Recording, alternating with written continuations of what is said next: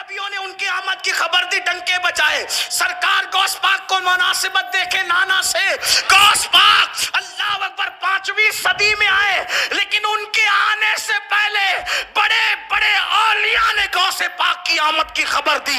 یہاں تک کہ امام حسن بصری کہتے ہیں وہ آنے والا ہے، ولیوں کا سردار آئے گا، ولیوں کا سردار آئے گا اور کہے گا میرا یہ قدم اور ولی کی گردن پر ہے. حضرت اویس کرنی نے کہا ولیوں کا سردار آئے گا اور کہے گا میرا یہ قدم اور ولی کی گردن پہ ہے. امام جعفر صادق نے کہا ولیوں کا سردار آئے گا، کہے گا میرا قدم اور ولی کی گردن پر ہے. حتیٰ کہ مصطفیٰ جان رحمت نے بھی بشارت دی حضرت ابو صالح موسیٰ جنگی دوست کو، ابو صالح تیری پشت میں ایک ایسا میرا بیٹا ہے کہ جو مقام نبیوں میں اللہ نے تیرے نانا کو عطا کیا ہے، تیرے بیٹے عبد القادر کو وہ مقام اللہ ولیوں کے اندر عطا فرمائے. اور یہ فرمایا کہ وہ اللہ کا بھی محبوب ہے اور تیرے نانا کا بھی محبوب ہے، اور جو اس سے پیار کرے گا وہ بھی محبوب ہے. محبوب سبحانی سے جو پیار کرے وہ بھی محبوب ہے. دیکھو نسبت دیکھو، رسول اللہ کی آمد سے پہلے ڈنکے بجے نبیوں کی کائنات میں، غوث پاک کی آمد سے پہلے کیسے ڈنکے. ایک مرتبہ حضرت سید الطائفہ طاؤس العلماء سیدنا جنید بغدادی رضی اللہ تعالیٰ عنہ خطبہ دے رہے ہیں. خطبہ دیتے دیتے فرمایا میری بھی گردن پر، میری بھی گردن پر. سنیو اپنا پیر کیسا ہے ذرا سوچو. ہمیں کوئی چھوٹی چیز ملی نہیں، اللہ تیرا شکر ہے، کیسی بڑی چیز. قادری ہوں شکر ہے رب قدیر کا، قادری ہوں شکر ہے رب قدیر کا، دامن ہے میرے ہاتھ میں پیران پیر کا. اسی لیے تو ہم لوگوں سے کہتے بھائیوں ہم قادری ہے، ہم قادری ہے، ہم سے نہیں ٹکرانا. کیوں؟ کیونکہ غوث پاک فرماتے ہیں مریدی لا تخف واشن فإنی عزوم قاتل عند القتال. میرے مرید مت گھبرا، تیرا پیر بدلہ لینے والا ہے اور لوگوں کو قتل کرنے والا. غوث پاک کہتے ہیں قاتل ہے میرے مرید، تو چین سے بیٹھ. قادریت اور چشتیت میں فرق کیا ہے؟ اس لیے کہ ہم ہندوستانی ہیں تو پیدائشی چشتی ہم پہلے. ہاں یہ بات یاد رکھنا، میں ٹناٹن قادری ہوں لیکن ہم یہ کہتے ہیں ہم پیدائشی چشتی ہندوستان میں پیدا ہونے کی وجہ سے. قادریت اور چشتیت میں فرق. غوث پاک کہتے ہیں کہ میں قتل کرتا ہوں، اور غریب نواز کہتے ہیں چشتیوں کی تلوار نیام کے باہر ہے، ہم کاٹتے نہیں، جو آ کے ٹکرا جاتا ہے وہ خود بخود کٹ جاتا ہے. یہ بات ہے، بات یہ ہے.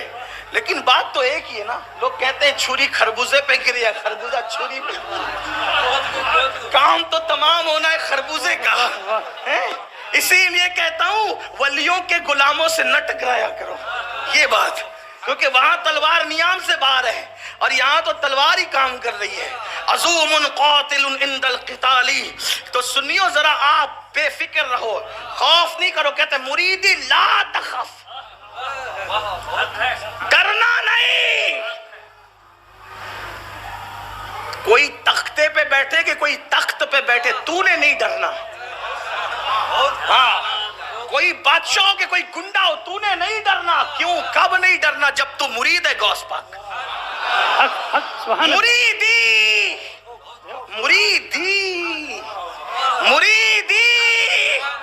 ذرا یہ یہی نسبتی کی طرف بھی تو کوئی غور کرے. مریدی میرے مرید لا تخف اللہ ربی. دیکھو توحید کا جلوہ تو دیکھو.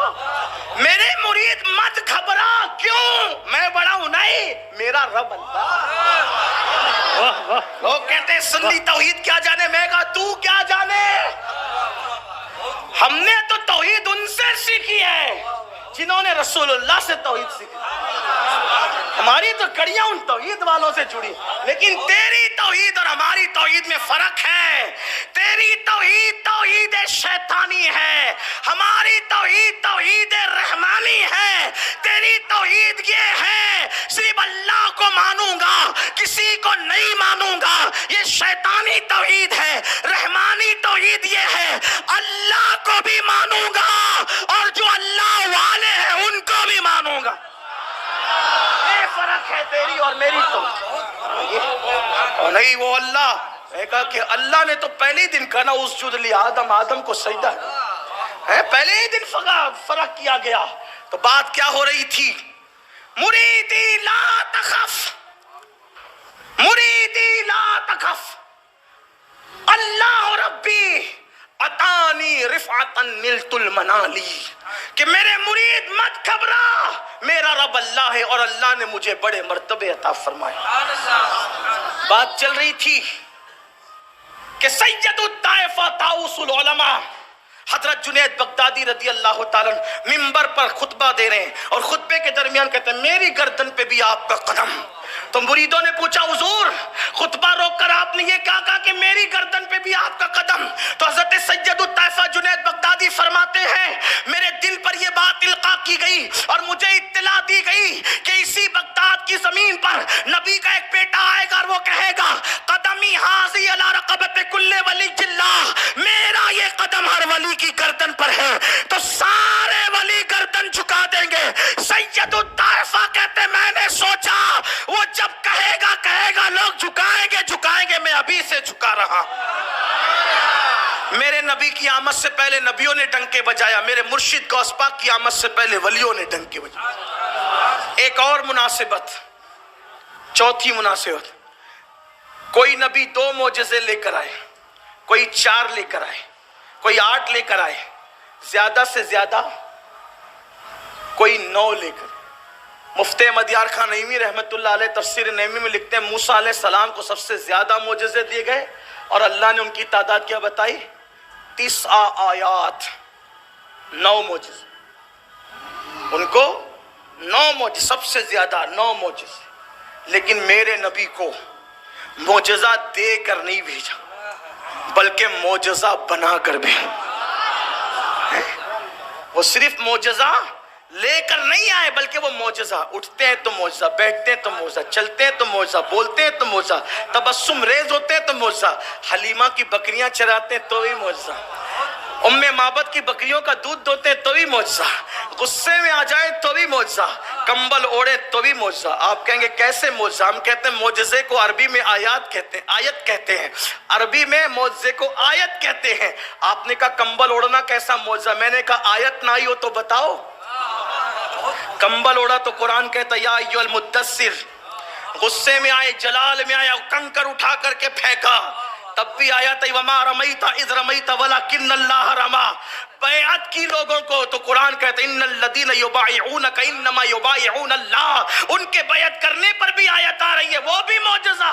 وہ کھائیں تو معجزہ، وہ بیٹھے تو معجزہ، وہ نکاح کرے تو معجزہ. گویا کہ معجزہ معجزہ معجزہ پوری زندگی ہے. کوئی